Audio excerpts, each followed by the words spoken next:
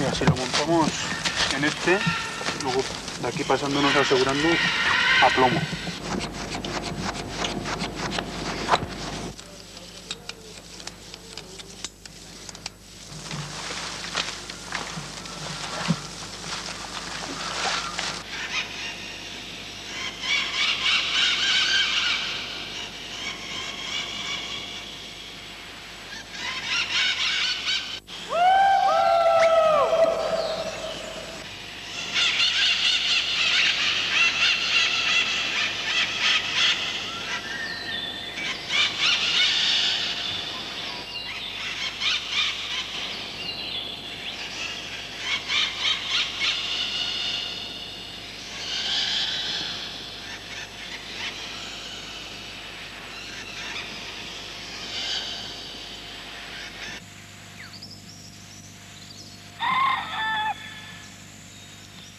Estamos en la hacienda Caño Colorado, en el lado venezolano de la Sierra de Perijá, cerca de la frontera con Colombia.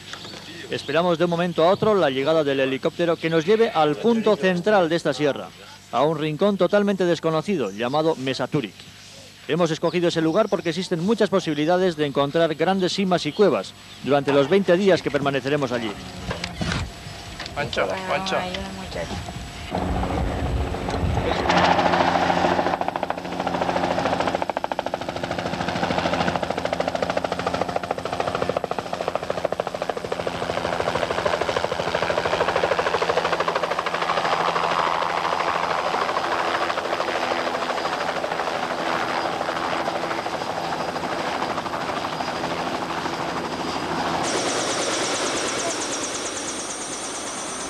Vamos a necesitar 2 jornadas para el transporte de todos los expedicionarios, 19 componentes de la Unión de Espeleólogos Vascos y 9 de la Sociedad Venezolana de Espeleología.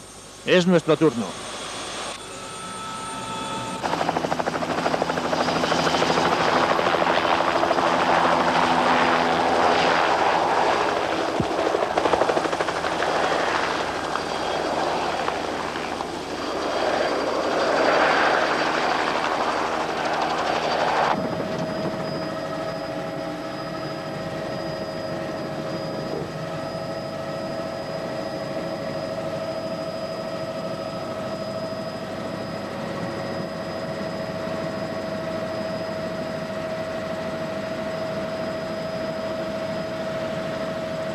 ¿Qué tal está el tiempo por ahí? Mira, el tiempo continúa igual, bastante bueno. El techo roto, cero nubosidad, el techo bastante alto. O sea que no va a haber ningún problema de momento. Tenemos ya enfrente el extremo norte de Túric, rodeado de escarpadas pendientes. Tras media hora de vuelo estamos encima de la meseta y quedamos admirados al ver gigantescas bocas de cuevas perdidas en medio de la vegetación.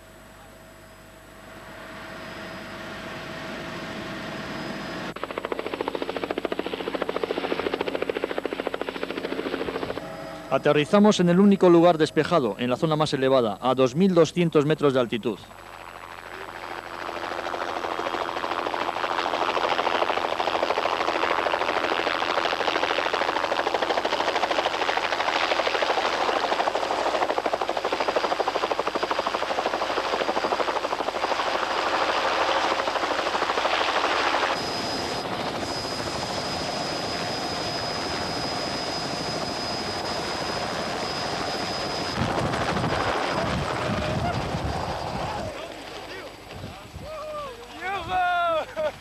Yo por eso cogí y le cortaba de abajo. De la izquierda. Si por delante alguna gente... A partir de aquí no podremos contemplar ningún paisaje abierto. Entramos en el dominio de la selva y tendremos que vivir los 20 días en una sombra permanente, bajo una espesa vegetación que esconde todo tipo de vida.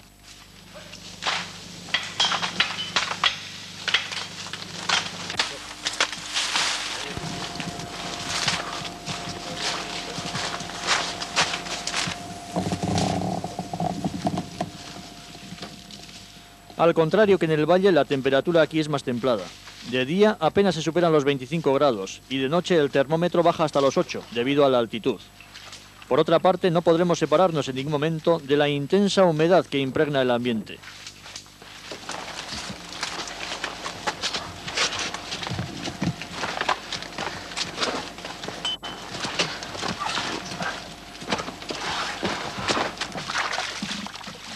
Hemos descendido a la zona baja para seguir el cauce de uno de los ríos que cruza esta parte de la meseta e instalar el campamento en el lugar más adecuado para realizar las exploraciones.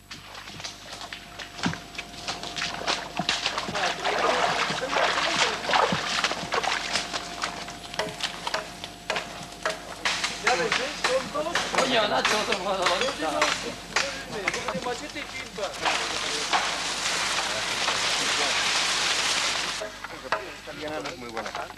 Aprovechamos lo que nos ofrece la selva para improvisar diversos elementos del campamento.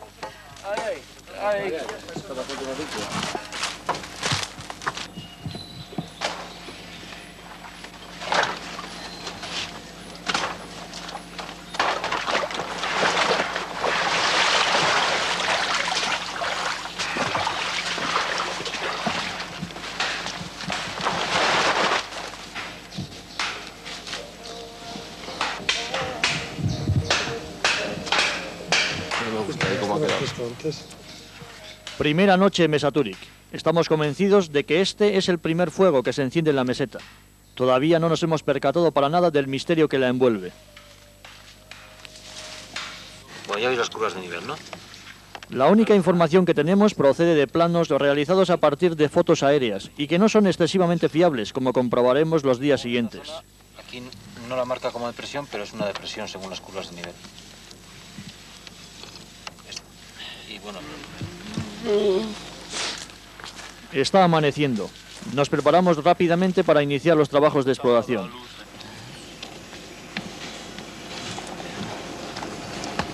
No, no está raso, está soso y... Una tortura, ¿eh?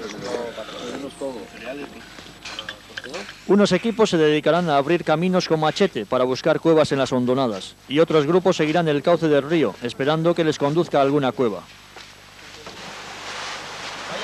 árboles, ¿no? El traperillo, ¿no?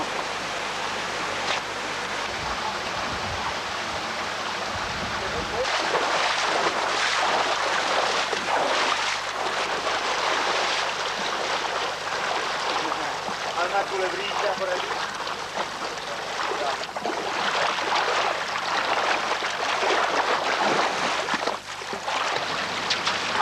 Mira dónde se mete el río. Bastante, tío. Bueno, ahora se van a meter el río.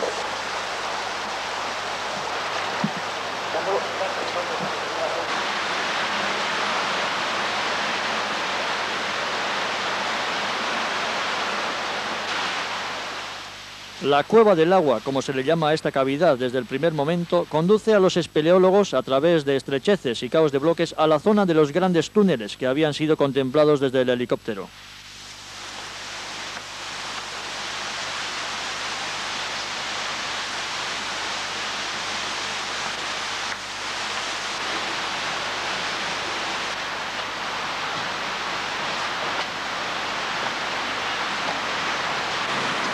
¡Hostia!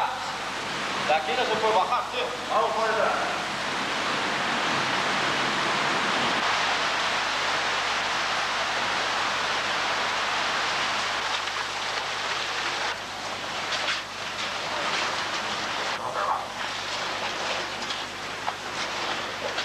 Esto no va a ninguna parte. Oye, por aquí sigue.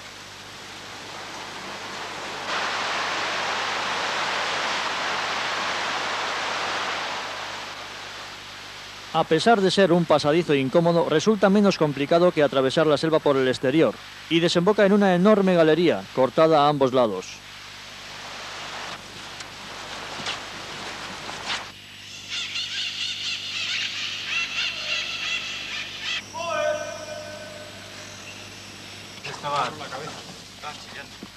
Un nuevo equipo de espeleólogos nos acompaña en la grabación de la zona de los túneles. Se ha descubierto una gigantesca boca cuya galería va a dar a otra hondonada de la selva. Tremendo hueco, mira. ¡Bala! ¿Qué? ¿Qué pasa? Hostia, qué boquetón hay ahí.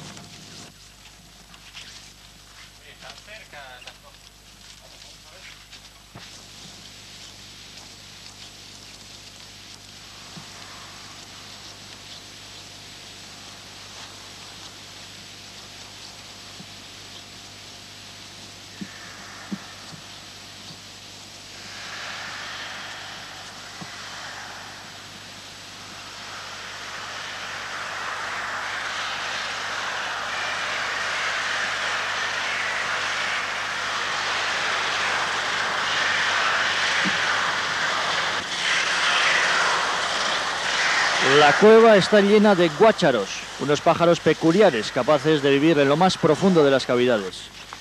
Pero aunque su presencia es evidente, no podemos verlos de cerca a causa de las enormes dimensiones de esta cueva. Mira qué pluma.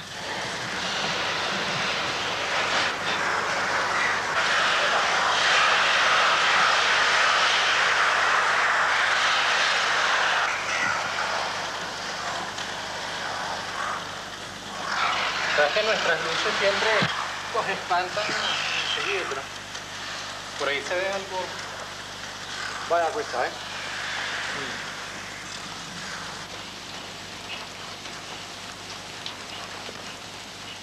Después de cada exploración se toman datos topográficos con el fin de dibujar más tarde los planos de las cavidades.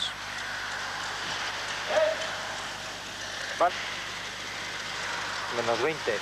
Para el final de la expedición se topografiarán más de 5.000 metros de galerías. Uno de los objetivos es encontrar una cavidad de gran profundidad. Brújula. Sin embargo, la geología de la zona está complicando excesivamente las cosas. Por ejemplo, las mayores cavidades, por lo menos en volumen, las hemos visto en esta depresión y están controladas precisamente por la arenisca de Lisure, que forma una especie de nivel impermeable intercalado entre las calizas, de manera que todo el agua que se infiltra en la caliza superior, la caliza de Maraca, al llegar a la arenisca de Lisure forma cauces. Ya hay una depresión aquí.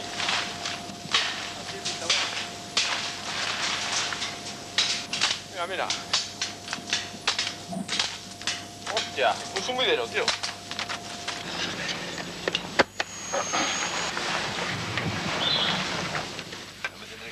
Se realizan en vano muchos intentos por encontrar grandes cavidades verticales. La expedición había puesto sus esperanzas en esta depresión, hallada tras un arduo trabajo de machete. Sin embargo, cuando se habían descendido 170 metros, la cima se volvió impenetrable. Nos ha hecho la jugada esa, en esta depresión que teníamos muchas esperanzas de profundizar. Su fondo lo constituye la arenisca de Lisure y no hay nada que hacer, no hemos podido profundizar. Parece ser que en la cima famosa se ha perforado la arenisca de Lisure. Bueno, el agua está claro que sigue hacia abajo en la formación Apón, pero bueno, ya sabemos cómo es esto de las cuevas. Una grieta nos ha impedido pasar y así es el tema. El agua de la meseta constituye otro elemento de estudio. Tiene características especiales que contribuyen a su mayor agresividad para disolver la roca caliza y crear cavidades subterráneas de gran volumen. Las aguas que penetran por los sumideros de las grandes cuevas son aguas muy ácidas, hemos medido pHs hasta de 5,5, están muy poco mineralizadas, tienen una conductividad bajísima del orden de 60 microsiemens centímetro y entonces son terriblemente ácidas. El color de estas aguas es un color té, un color pardo, oscuro, que seguramente, como ya se ha visto en otros puntos de Venezuela, puede proceder de tonalidades de ácidos húmicos. Los biólogos están recolectando todo tipo de animales, porque existen muchas posibilidades de hallar especies desconocidas, como esta que tiene en su mano el biólogo Francisco Herrera. Reviste de principal importancia el estudio de los cangrejos, porque se han encontrado especies de gran adaptación a las cuevas, tanto de despigmentación como de regresión visual, encontrándose algunas especies que no presentan ojos ni pedúnculos oculares. Pero los animales que más nos intrigan, por ser rarísimos habitantes de las oscuridades, son los guácharos, y esperamos ansiosos la oportunidad de verlos de cerca. Por fin, algunos compañeros espeleólogos nos comunican que han hallado una galería más pequeña en la que hay cientos de estas aves. Rápidamente nos desplazamos hasta allí para intentar captarlos con nuestra cámara.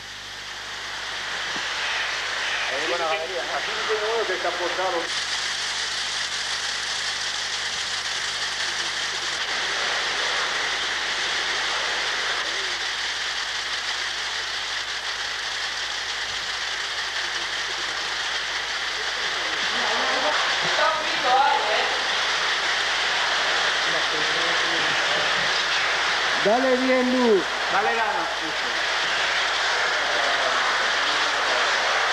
Está vivo ese bicho, ¿eh?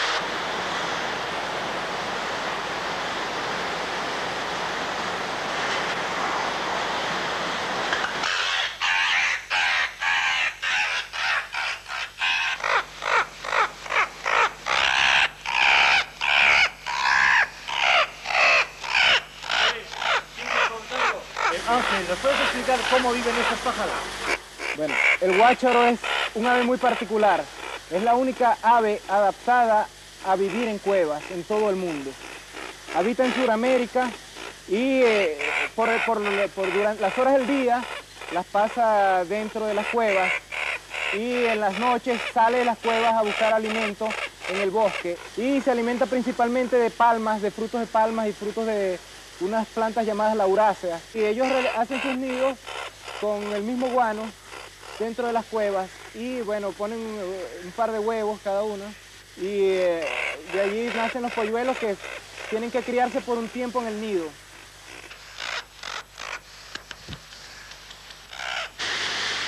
Cuando salimos de la cueva comprobamos que en el exterior está cayendo una tormenta memorable.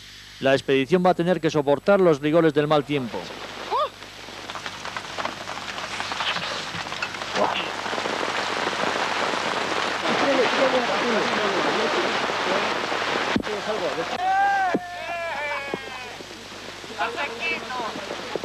Desaparecido.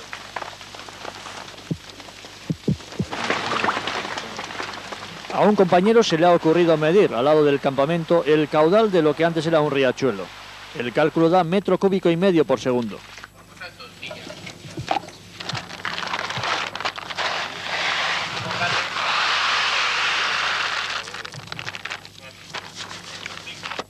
El día forzoso en el campamento tiene también su lado positivo.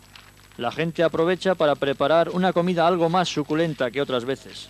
Koldo Sansinenea se ha encargado del apartado de la alimentación y nos explica las características de los productos deshidratados que se utilizan para hacer las comidas. Para mí, la conservación en que estos alimentos no se estropean, si se mantienen fuera del alcance de la humedad, y otra es el escaso peso que tienen los alimentos deshidratados, ¿no? Que en una expedición de este tipo es una de las cosas a tener más en cuenta. Vamos. Al fin terminó de llover. Los equipos se preparan para continuar con las exploraciones. ¿Y quién más? De nuevo, los cálidos rayos del sol penetran a través de la espesura de la selva. Sin embargo, el equipo formado por David y John entra a explorar una extraña cavidad invadida por una pesada niebla. David y John, nos lo contarían más tarde, jamás hubieran imaginado lo que iban a encontrar. Parece que está viendo para otro lado.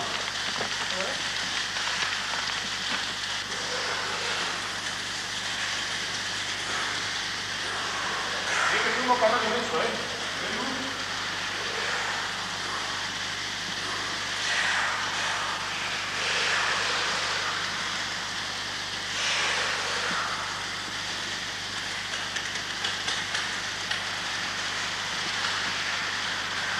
¿Esa de la derecha? ¿Tú quieres ir por la derecha? Vale, poco a poco nos vamos a abajo.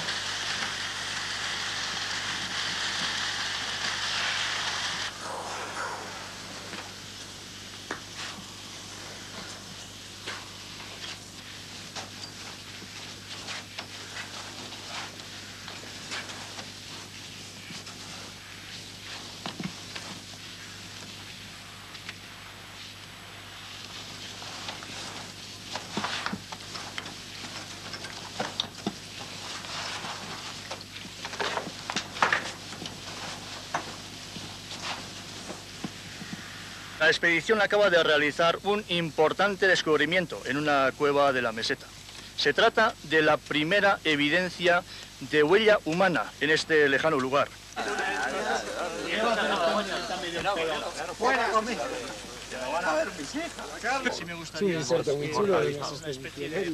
El descubrimiento despierta un gran interés entre los expedicionarios, toda vez que se descartaba cualquier influencia humana en este recóndito lugar. Pero dejemos a David que nos cuente cómo ocurrió. Íbamos revisando las laterales y entonces observé una galería en alto a la que parecía fácil acceder con una corta escalada. La exploré, es una galería corta de 560 metros y a la vuelta, revisando todos los recovecos, pues me encaramé aquí y observé. En principio no distinguí que eran huesos, pensé que incluso podían ser hasta plantas, ¿no? Era algo posición vertical, los fémures. Ya me subí y en el momento de verlos, ya más cerca me di cuenta que eran huesos. Pero unos segundos más tarde fue cuando me di cuenta de que el cráneo que estaba aquí desplazado, fue cuando ya me di cuenta de que eran restos humanos. Pero después de haber visto ya los huesos aquí, cuando vi el cráneo fue ya el flash de que era un resto humano. Un aspecto de los huesos confiere más importancia al descubrimiento. Casi todos los huesos tienen toda una serie de pequeños cristalitos de yeso. Entonces ese crecimiento cristalino de yeso es un proceso que en principio, bueno, se puede pensar que no es algo de unos pocos años, sino más bien de repente de algunos cientos o más probablemente miles de años.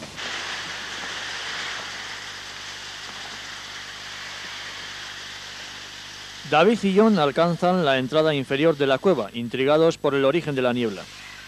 Cuando se disipa, perciben con asombro que la boca da al exterior de la meseta. Es como una puerta natural de acceso a ella. Al igual que entra la niebla de los valles, también pudieron entrar por aquí las gentes que habitan la selva inferior. A partir de este momento, llamamos a esta cavidad la Cueva de la Pared.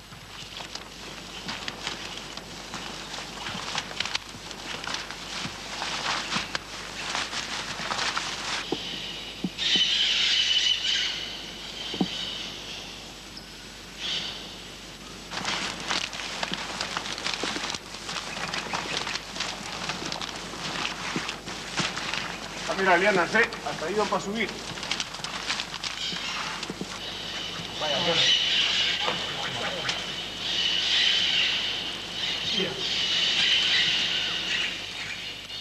Pero seguimos pensando que la actividad humana en la meseta ha sido ocasional, hasta que tenemos la oportunidad de presenciar con nuestra cámara un descubrimiento en directo. Estamos grabando una cueva del final de la meseta, llamada de las Lianas.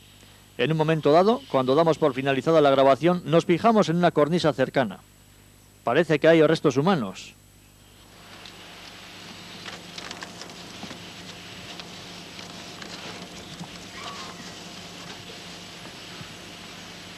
¿Qué pasa? Están completos, Coxis, pelvis, fémur, tibias, costillas...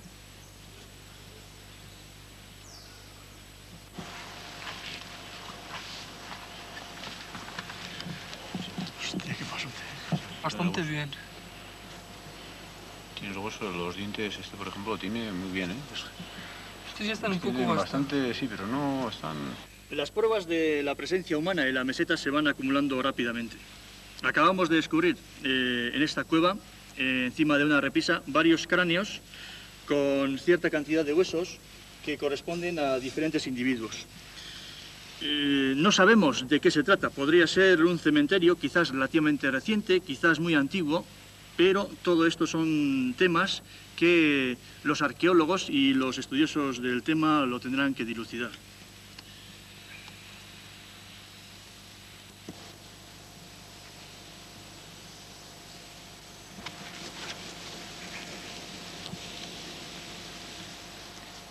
Súbitamente caemos en la cuenta de otro detalle. Hemos visto varas como esta anteriormente, pero nadie las ha relacionado con la actividad humana. En este momento empezamos a sospechar que tuvieron una utilidad. Sirvieron para cazar guácharos.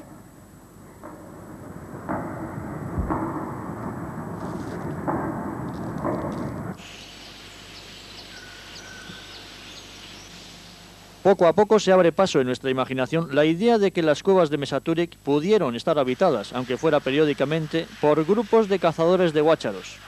La idea se convertirá más tarde en una evidencia total, con otro sorprendente descubrimiento. Los restos de una especie de andamio en una galería lateral de la Cueva de la Pared. Nos da la impresión de que no tiene más de 4 o 5 décadas.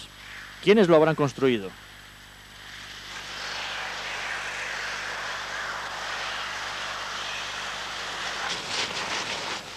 Cuando estamos haciendo los preparativos para regresar de Túric, circula ya entre los expedicionarios una teoría que relaciona la Cueva de la Pared con una etnia que al parecer habitó antaño la selva inferior. La cueva esta tiene varias características. Una, que sale a la pared exterior, pero hay comunicación por rampa, pues hay continuidad con la cabecera del río Palmar.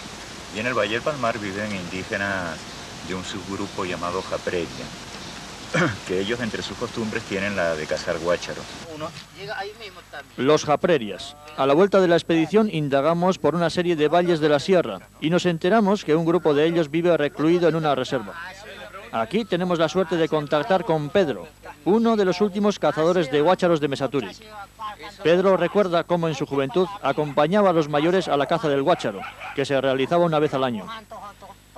Cuando anochecía, los guácharos intentaban salir fuera de la cueva, pero los cazadores les cerraban el paso, armados con varas.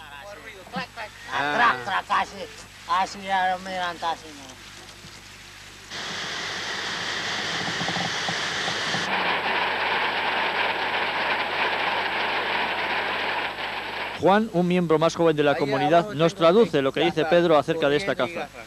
Porque se vuela. Lo mismo se saca pluma dando candela para que se alumbra. La cueva se convertía en estas ocasiones en el escenario de una caza implacable. Al final, los cazadores volvían a su poblado con varios centenares de estas aves.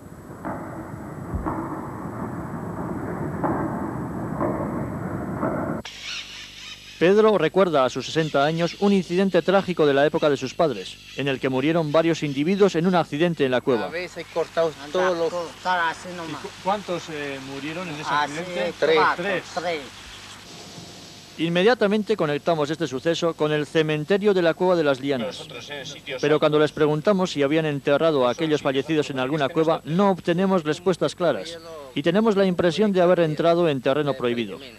Nos damos cuenta de que Mesaturi para ellos es algo más, que Tashkapa, su nombre para denominar la cueva de la pared, es el umbral de un mundo diferente. Pedro y Juan forman parte de la reducida comunidad japreria. Se calcula que no son más de 200, de los cuales una cuarta parte vive en esta reserva. Nos cuentan que están mejor que antes, cuando cazaban en las cabeceras del río Palmar, al pie de Mesaturi. Lo cierto es que llevan más de 3 décadas fuera de su hábitat original, llevados por las promesas de los misioneros y de la civilización blanca. Son los últimos exponentes de una cultura que intentan hacerse a la vida y costumbres de los blancos. Tienen algunos animales, cultivan productos como el maíz y pescan en el río Lajas. Últimamente, a muchos kilómetros de aquí, en Maracaibo, los ingenieros están proyectando la construcción de una gran presa en este mismo lugar. Y no se sabe qué ocurrirá con los japrerias.